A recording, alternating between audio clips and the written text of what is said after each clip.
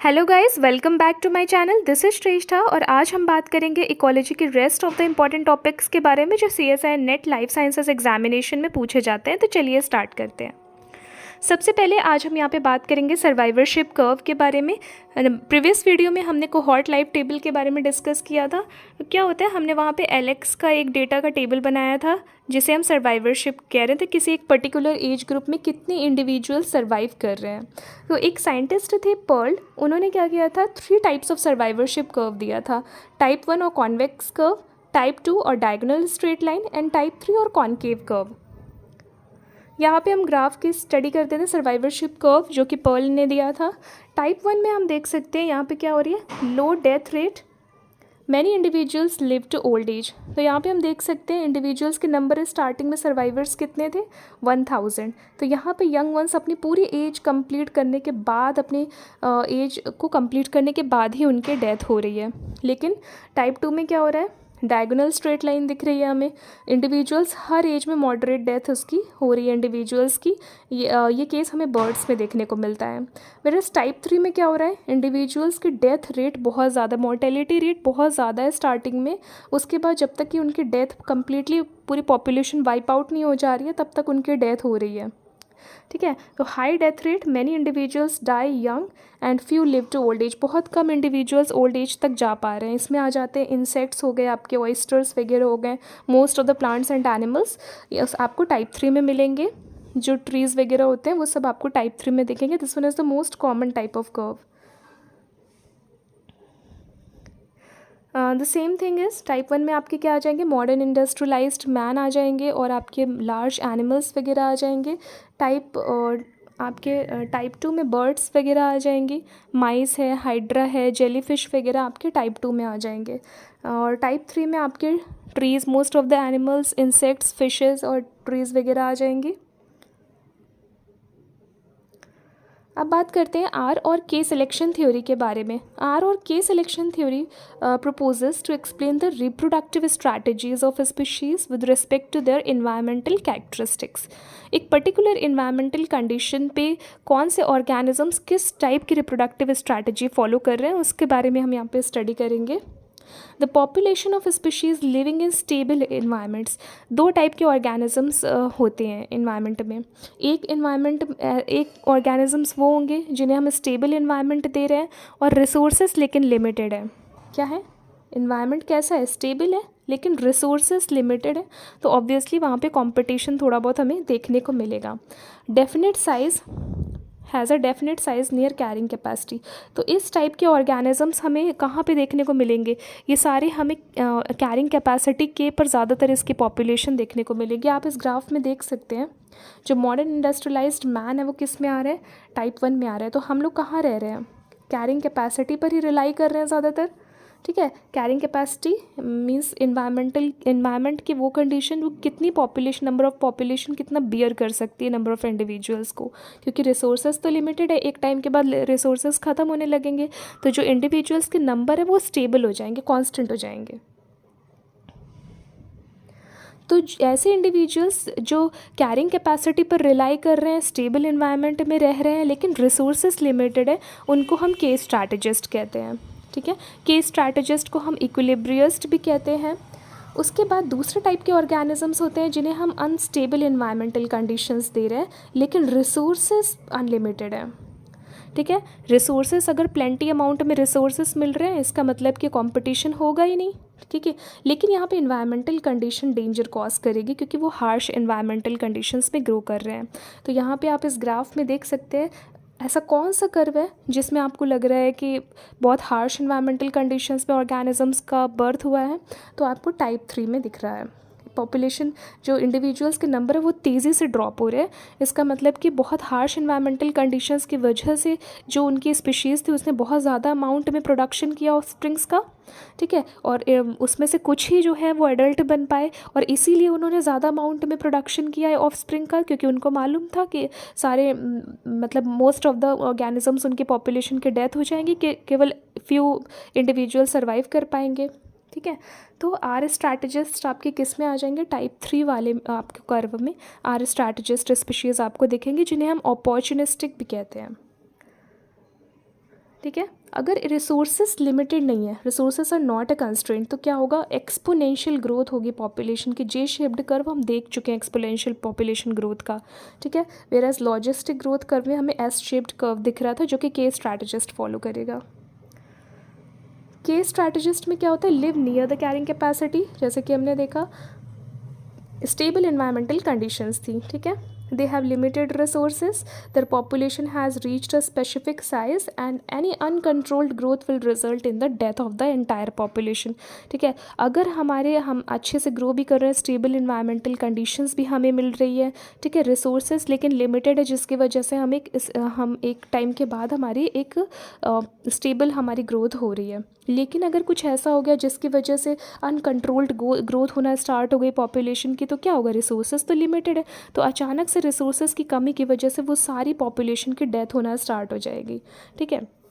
तो यहाँ पे जो डेथ होगी वो इन्वायरमेंटल कंस्ट्रेंट की वजह से नहीं होगी, जबकि ओल्ड एज की वजह से यहाँ पे ज़्यादा देखने को मिलेगा। So they decided that they are better of focusing their energy on generating a few healthy complex offspring that can receive ample care so they go on to survive till adulthood in a highly competitive world, ठीक है। तो यहाँ पे क्या करते हैं, ये बहुत ज़्यादा नंबर में प्रोडक्शन नहीं करते ऑफस्प्रिंग्स का आर स्ट्रैटेजिस्ट की तरह, ये बहुत लिमिटेड नंबर में ऑफस्प्रिंग प्रोड्यूस करेंगे। वही ऑफस्प्रिंग पूरे उसको पेरेंटल केयर देंगे, उनको प्रॉपर अमाउंट में उसको कॉम्प्लेक्स ऑफस्प्रिंग प्रोड्यूस करेंगे, ठीक है, उसको एम्पल केयर प्रोवाइड करेंगे, कॉम्प्लेक्स ऑफस्प्रिंग होगा, हेल्दी होगा, फोकस करेंगे, अपनी पूरी एनर्जी उसी में लगाएंगे rather than producing a large number of offspring, ठीक है। अगर इनकी कैरेक्टरिस्टिक्स के बारे में देखें तो के स्ट्रैटेजिस्ट स्पीशीज़ क्या होती है, रिप्रोडक्शन कैसा करेंगे, ओकेजनल ब्रीडिंग होगी, एक पर्टिकुलर समय में ही रिप्रोडक्शन परफॉर्म करेंगे। लॉन्गर जेस्टेशन पीरियड होगा,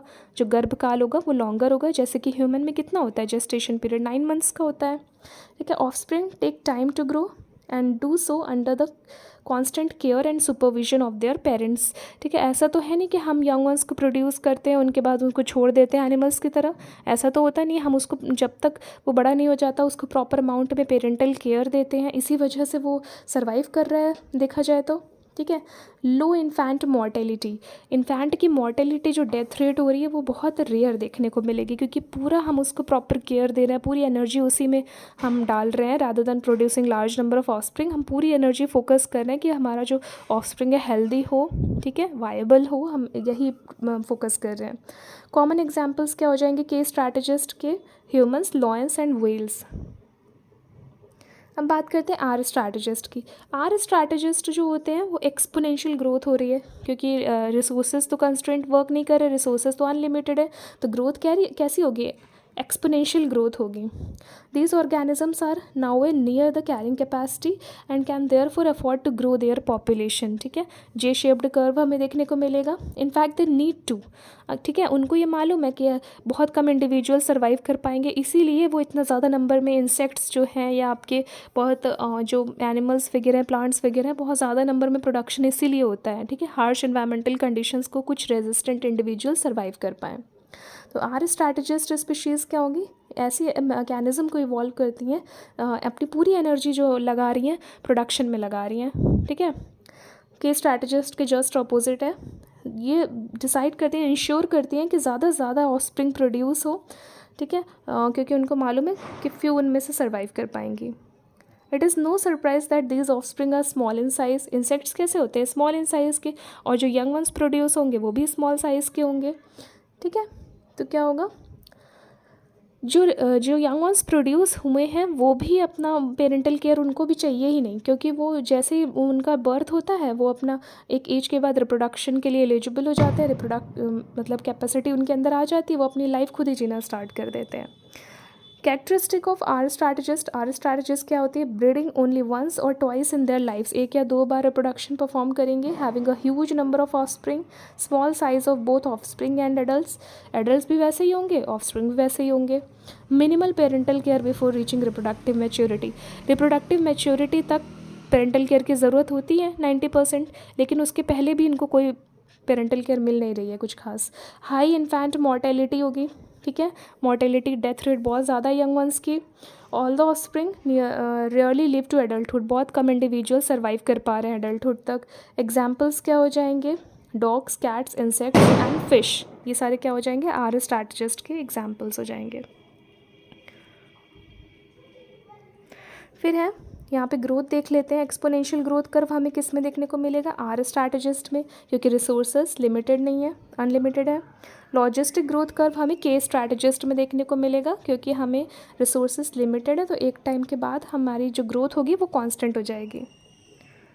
अब बात कर ले रहे हैं के स्ट्रैटेजिस्ट, यहाँ पे आर होगा और यहाँ पे के, ठीक है। तो क्लाइमेट कैसा होता है आर स्ट्रैटेजिस्ट का, अनप्रेडिक्टेबल। यहाँ पे कैसा होगा, प्रेडिक्टेबल। कैटास्ट्रॉफिक मोर्टेलिटी होगी आर स्ट्रैटेजिस्ट में, एकदम से बर्स्ट हो जाएगी और डेथ स्टार्ट हो जाएगी। डेंसिटी इंडिपेंडेंट, कितना प्रोडक्शन हुआ इससे मतलब नहीं है, डेथ तो होगी, लेकिन हमारे में क्या हो रहा है, डेंसिटी डिपेंडेंट डेथ होगी। अगर एक साथ बहुत ज़्यादा पॉपुलेशन बढ़ गई तो तभी डेथ होना स्टार्ट होगी। सर्वाइवरशिप क्या है, टाइप 3 हमें देखने को मिलेगी, इसमें टाइप 1 टाइप 2 दोनों आ जाएंगे। पॉपुलेशन साइज़ कैसी है, वेरिएबल है, हर एज ग्रुप में, हर मतलब इंडिविजुअल्स हर एज ग्रुप के अलग अलग देखने को मिलेंगे, वेरिएबल है, टाइम के साथ नंबर्स क्या हो रहे हैं, घट बढ़ रहे हैं। इसमें क्या फेयरली कांस्टेंट, मतलब ऑलमोस्ट पूरे टाइम कांस्टेंट ही है, लास्ट में जाके ओल्ड एज कंप्लीट करने के बाद डेथ हो रही है, इसीलिए हम इसको इक्विलिब्रिस्ट कह रहे हैं और इसको अपॉर्चुनिस्टिक, क्योंकि एक इन्वायरमेंटल कंडीशंस के बेसिस पर ही ये अपने सर्वाइवल ऑफ द फिटेस्ट के अकॉर्डिंग सर्वाइव कर पाएंगे, इसीलिए इन्हें हम अपॉर्चुनिस्टिक कहते हैं। फिर क्या होगा, सिलेक्शन फेवर्स, ठीक है। सिलेक्शन क्या फेवर करेगा, rapid development, high maximal rate of increase, high R max दिखेगा, अर्ली रिप्रोडक्शन होगा, स्मॉल बॉडी साइज होगा, सिंगल रिप्रोडक्शन होगा। जैसा कि प्रीवियस वीडियो में मैं बता चुकी हूँ सेमेल्पेरस और इट्रोपेरस के बारे में, तो सेमेल्पेरस एस से याद रखिएगा, इसमें एस आ रहा है, तो सिंगल रिप्रोडक्शन। और इट्रोपेरस में क्या होगा, रिपीटेड रिप्रोडक्शन होगा। Many small offsprings, no parental care. Length of life क्या होगी, लेस देन अ ईयर, और इसमें क्या होगी, longer, usually more than a year. Leads to productivity, पूरी एनर्जी किस में जा रही है, प्रोडक्टिविटी में। हमारे यहाँ एनर्जी किस में जा रही है, एफिशिएंसी में। स्टेजेस कैसी होगी सक्सेशन में, ऐसी स्पीशीज़ हमें कहाँ मिलेंगी सक्सेशन की प्रोसेस में, अर्ली से पाइनियर स्पीशीज़ वगैरह। और यहाँ पे क्या होगी, के स्ट्रैटेजिस्ट स्टेबल होती हैं, ठीक है, तो हमें क्लाइमैक्स कम्युनिटी में के स्ट्रैटेजिस्ट स्पीशीज़ देखने को मिलेंगी। अब बात कर लेते हैं एज पिरामिड के बारे में। एज पिरामिड में हमें 3 टाइप के पिरामिड मिलते हैं, ठीक है। ये अर्न शेप्ड हो गया, और ये बेल शेप्ड पॉलीगॉन हो गया, और ये एक्सपैंडिंग पॉपुलेशन का यंग वंस का आपका यहाँ पे एज पिरामिड हो गया। यहाँ पे प्री रिप्रोडक्टिव एज ग्रुप के लोग ज़्यादा हैं, तो कैसी होगी, पॉपुलेशन एक्सपैंड कर रही है। और पोस्ट रिप्रोडक्टिव मतलब ओल्ड एज के लोग कम हैं, और यंग वंस मतलब बर्थ ज़्यादा हो रहा है, डेथ कम हो रही है, तो पॉपुलेशन कैसी होगी, एक्सपैंडिंग। स्टेबल में क्या होगा, डेथ भी मोर और लेस सिमिलर ही है, यंग वंस जितने प्रोड्यूस हो रहे हैं, तो कैसी पॉपुलेशन होगी, स्टेबल होगी। ये बेल शेप्ड पॉलीगोन बेल के शेप में दिख रहा है, ठीक है, तो ये स्टेबल आपका एज पिरामिड हो गया। डिक्लाइनिंग में क्या है, पोस्ट रिप्रोडक्टिव एज ग्रुप के लोग ज़्यादा हैं, प्री रिप्रोडक्टिव एज ग्रुप के लोग कम है, तो ऐसी पॉपुलेशन एक टाइम के बाद पूरी ख़त्म हो जाएगी, ठीक है, डिक्लाइन हो रही है, ओल्ड एज के लोग ज़्यादा लोगों की डेथ होगी, और यंग वंस कम प्रोड्यूस हो रहे हैं, तो डिक्लाइनिंग पॉपुलेशन हो गई। So this is all for today. In the next video I'll discuss about some other topic of ecology. Until that, stay tuned. Thank you so much.